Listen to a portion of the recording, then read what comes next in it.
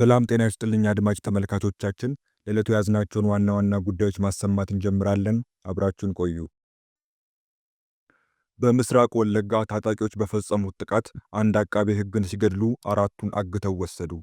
በኦሮሚያ ክልል ምስራቅ ወለጋ ዞን ጅማ አርጆ ወረዳ ታጣቂዎች በፈጸሙት ጥቃት አንድ አቃቤ ሕግ ሲገደል 3 የሕግ ባለሙያዎች ደግሞ ታግተው መወሰዳቸውን የኦሮሚያ አቃቢያን ሕግ ማህበር አስታወቀ። ለደህንነታቸው በመስጋት ስማቸው እንዳይገለጽ የፈለጉ የኦሮሚያ ጠቅላይ አቃቤ ሕግ ቢሮ አንድ ባልደረባ ለቢቢሲ እንደተናገሩት ድርጊቱ የተፈጸመው ረቡዕ ህዳር 17 2018 ዓ.ም ከሰዓት ጅማ አርጆ ወረዳ ሐራ ቀበሌ ውስጥ ነው። ታግተው ከተወሰዱት መካከል አንድ ሾፌር እንደሚገኝበት ግለሰቡ ጨምረው ገልጸዋል። አቃቢያን ሕጎቹ ላይ በታጣቂዎቹ ጥቃት የተፈጸመባቸው ለስራ ወደ ጅማ እያቀኑ በነበረበት ወቅት ነው። ስራቸውን አጠናቀው በበደሌ አልፈው ረቡዕ ወደ 9 ሰዓት አካባቢ ወደ ነቀምት ሲመለሱ ታጣቂዎች መኪናቸውን አስቁመው አግተው እንደወሰዷቸው ነው የሰማነው። የታገቱት አሽከርካሪዎችን ጨምሮ 5 ሰዎች ናቸው ብለዋል።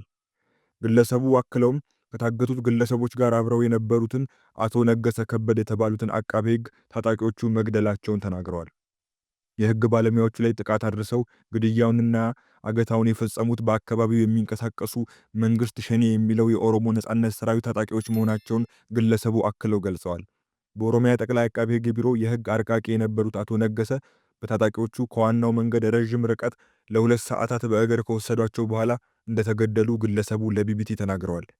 ግለሰቦቹ ለሕግ ጥናት ወደ ጅማ መሄዳቸውን የተናገሩት ግለሰቡ የክልል የሀገርም ሆነ የዓለም አቀፍ ሕጎች እንደሚመሰክሩት አቃቢያን ሕግ የፓርቲ አባል መሆን አይችሉም። ለሕገ መንግስቱ ነው ተገዢ የሚሆኑት። አጋቾቹ ይህን ሊገነዘቡ ይገባል። ነገር ግን እነዚህ የሕግ ባለሙያዎች ባልተገባ ሁኔታ ነው ኢላማ የተደረጉት ብለዋል። የግለሰቦቹ ስራቸው የሕግ ጥናት ማካሄድ ነው ያሉት የኦሮሚያ አቃቤ ሕግ ቢሮ ባልደረባው ለዚህ ስራም ነበር ወደ ጅማ የሄዱት። ይህን ከግምት በማስገባት አጋቾቹ እንዲለቋቸው እንጠይቃለን ሲሉ ተማጽኖ አቅርበዋል። በታጣቂዎች የተገደሉት አቶ ነገሰ ከበደ ከሌሎቹ ባልደረቦቻቸው ተለይተው በታጣቂዎቹ ለምን ኢላማ እንደተደረጉ የታወቀ ነገር እንደሌለ የሕግ ባለሙያው ተናግረዋል። ምንም አይነት የፖለቲካ ተሳትፎ አልነበራቸውም። ስራቸውን ብቻ የሚሰሩ ተግባቢና ታታሪ ሰው ነበሩ። የሚያስገድላቸው ምንም ጉዳይ አልነበረም። የልጆች አባት ነበሩ። ከዚህ ቀደም በክልሉ አቃቢያን ሕጎች በተመሳሳይ በተደጋጋሚ ታግተው እንደነበረ የሕግ ባለሙያው ጠቅሰው ከፖለቲካ ነፃ መሆናቸው ሲታወቅ ግን ይለቀቃሉ። ግድያ ሲፈጸም እስከማውቀው ይህ የመጀመሪያው ነው ብለዋል። በታጣቂዎቹ ታግተው የተወሰዱት አቃቢያን ሕጎች ያሉበትን ሁኔታ በተመለከተ ከተለያዩ ወገኖች ከሚሰሙት መረጃ ውጪ በእርግጠኝነት እንደማያውቁ ነገር ግን በጥሩ ሁኔታ እንዳሉ ሰምተዋል። ብዙ መረጃ የለንም፣ ነገር ግን ከአካባቢው ሰዎች እንደሰማነው እስካሁን በመልካም ሁኔታ እንደሚገኙ ነው።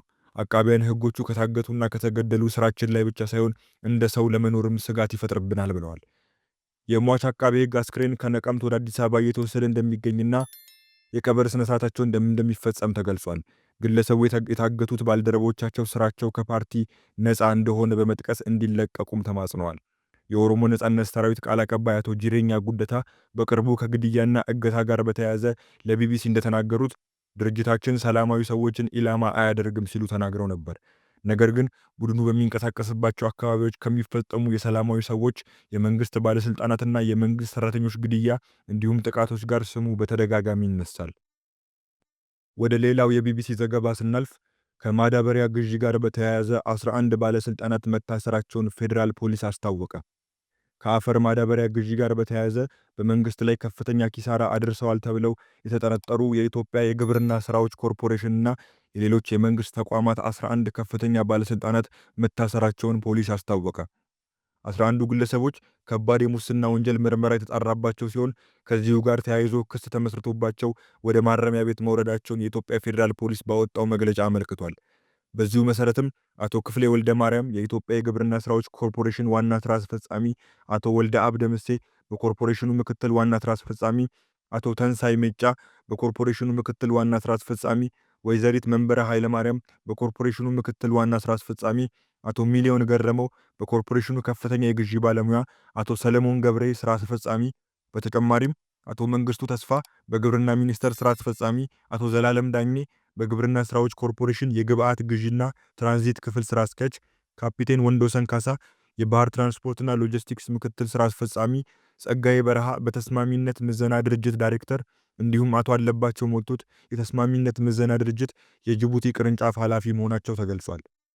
በዚህ የከባድ የሙስና ወንጀል ተጠርጥረው በእስር ላይ የሚገኙት 11ዱ ግለሰቦች በተለያዩ የመንግስት ተቋማት ውስጥ በከፍተኛ ስልጣን ላይ ሆነው ወደ ኢትዮጵያ ከሚገባው ከፍተኛ መጠን ካለው ከአፈር ማዳበሪያ ግዢና ጥረት ጋር በተያያዘ ኃላፊነት ነበራቸው። ፌዴራል ፖሊስ እንዳለው በወንጀል ድርጊቱ ተጠርጥረው ክስ የተመሰረተባቸው ግለሰቦች በጋራና በተናጠል የተሰጣቸውን ስልጣን ያለአግባብ በመጠቀም ፈጸሙት በተባለው ወንጀል ለእስር ተዳርገዋል። ጨምሮም የክልል መንግስታት ለኢትዮጵያ ግብርና ስራዎች ኮርፖሬሽን የዓለም አቀፍ የአፈር ማዳበሪያ ግዢ እንዲፈጽም የሰጡትን ውክልናና የኮርፖሬሽኑ የሥራ አመራር ቦርድ ውሳኔዎች፣ የግዢ መመሪያዎችን፣ ውሎችና ድንጋጌዎችን ጥሰዋል ብሏል። ተከሳሾቹ ወደ ኢትዮጵያ የገባ የአፈር ማዳበሪያ ጋር በተያያዘ 204,000 የአሜሪካን ዶላር ያላግባብ በመክፈል መቀለ ከተባለችው መርከብ ላይ ወሳኝ የሆነ ክፍል ተነቀለ በማለት ኮርፖሬሽኑ $100,000 ተጨማሪ የማጓጓዣ ወጪ ማስወጣታቸው ክስ ቀርቦባቸዋል። እንዲሁም ጥራት የሌለው የአፈር ማዳበሪያ የተጓጓዘበት ወጪ ወደ 40 ሚሊዮን የሚጠጋ ዶላርን ጨምሮ በአጠቃላይ ከ40 ሚሊዮን ዶላር በላይ ወይም ከ5 ቢሊዮን ብር በላይ በመመዝበር በህዝብና በመንግስት ላይ ጉዳት በማድረስ ተከሰዋል። ፌዴራል ፖሊስ 11ዱ ግለሰቦች በዋና ወንጀል አድራጊነትና ተካፋይ በመሆን በፈጸሙት ከባድ የሙስና ወንጀል የምርመራ መዝገብ አጣርቶ በፍትህ ሚኒስቴር ለአቃቤ ሕግ ከላከ በኋላ በተጠርጣሪዎቹ ላይ ክስ ተመስርቶ ወደ ማረሚያ ቤት እንዲወርዱ መደረጉን ገልጿል። በደቡብ ኢትዮጵያ ጂንካ የተከሰተውን የማርበርግ ቫይረስ ለመቆጣጠር ተገቢው የመከላከል ጥረት ባለመኖሩ ስርጭቱ እንዳይስፋፋ ያሰጋናል ሲሉ የከተማዋ ነዋሪዎች ተናገሩ። ከጂንካ ከተማ ወደ ደቡብ ኦሞ ዞን ከተማዎች ይደረጉ የነበሩ የህዝብ ማጓጓዣ አገልግሎቶች መቋረጣቸውንም ነዋሪዎቹ ተናግረዋል። ስማቸው እንዳይጠቀሱ የጠየቁ የጂንካ ከተማ ነዋሪዎች እንዳሉት ከከተማዋ የተቀሰቀሰው የማርበርግ ቫይረስ ስርጭት አሳሳቢ ደረጃ መድረሱን ተከትሎ ከአርብ ጀምሮ ከጂንካ ከተማ ወደ የደቡብ ኦሞ ዞን ከተሞች የህዝብ ማመላለሻ አገልግሎቶች ተቋርጠዋል። ሙሉ በሙሉ ወደ ጂንካ እንዳይገቡና ከጂንካ እንዳይወጡ የሚል ተወስኗል። ከትላንት ጀምሮ መናኸሪያ ዝግ ነው። ትላንት ወደ ደቡብ ኦሞ መኪና አቁሞ ነበረ። ዛሬ በሙሉ የለም፣ እንዳይንቀሳቀሳሉ። የቫይረስ በሽታ ገብቷል፣ ሰው እየሞተ ነው በንክኪ። የኢትዮጵያ ጤና ሚኒስቴር ትላንት አርብ ባወጣው ይፋዊ መረጃው ቫይረሱ መገኘቱ ከተረጋገጠ ወዲህ በቫይረሱ ምክንያት የ8 ሰዎች ህይወት ማለፉን ገልጿል። 12 ሰዎች ቫይረሱ ሲገኝባቸው ሁለቱ ከበሽታው አገግመዋል ብሏል። በደቡብ ኢትዮጵያ ክልል የማርበርግ ቫይረስ የተጠረጠሩ ከ350 በላይ ሰዎች ተለይተው ክትትል የተደረገላቸው እንደሚገኝ ደግሞ የደቡብ ኢትዮጵያ ጤና ቢሮ በማህበራዊ መገናኛ ገጹ ላይ ባሰራጨው መረጃ ገልጿል። አስተያየታቸውን ለዶይቼ ቬለ የሰጡ የጂንካ ከተማ ነዋሪ እንደሚሉት የቫይረሱ ስርጭት ለመክታት የሚደረገው ጥረት አናሳ በመሆኑ ስርጭቱ የከፋ እንዳይሆን ስጋት አላቸው። ማህበረሰቡ እያወቀ የማይጠነቀቅበት ሁኔታ አለ። ሁለተኛ ደግሞ ከመንግስት አካላትም ጥንቃቄዎች እንዲደረጉና አስፈላጊ ነገሮች እንዲሆኑ ከኦንላይን የግል ሚዲያዎች ጉትጎታ በኋላ ነው ይሄ ነገር እየተነገረ የነበረው። ሌላው አስተያየት ሰጪ በቫይረሱ ምክንያት የሚሞቱ ሰዎች ቁጥር እያሻቀበ መምጣቱን የነገሩ 2 ሰዎች ሞተዋል። አሁን ከትላንት ወዲያ 1 ቄስ ሞቷል። ጠቅላላ 10 ሰው ሞቷል። እንግዲህ የተለያዩ ነገሮች ናቸው የሚሰሙት። ማቆያ ውስጥ የገቡትም የሚጠይቃቸው የለም። ይኑሩ አይኑሩ አይታወቅም። ሌላው የከተማዋ ነዋሪም ይህንን የሚያጠናክር አስተያየት ነው የሰጡት። የሰሙትና የተመለከቱትን እንዲያጋርተዋል። ትላንት አርብ ዕለት 1 ካህን እንደሞቱ ሰምቻለሁ።